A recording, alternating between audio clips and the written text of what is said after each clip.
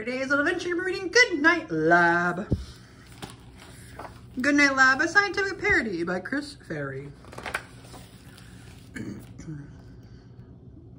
In the great green lab, there was a laser and a lab notebook and a picture of Einstein with a stern look. Imagination is more important than knowledge, Albert Einstein.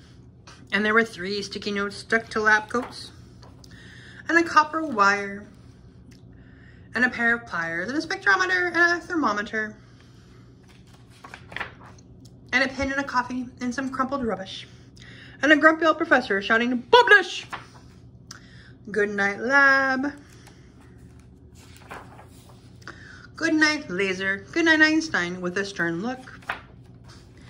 Goodnight Light and the lab notebook. Goodnight sticky notes. Goodnight lab coats. Goodnight ammeter. Goodnight voltmeter. Goodnight thermometer. Goodnight spectrometer. Goodnight pen and goodnight rubbish. Goodnight to the old grumpy old professor shouting, "Publish!" Goodnight liquid nitrogen. Goodnight compressed air. Goodnight scientist everywhere. The end.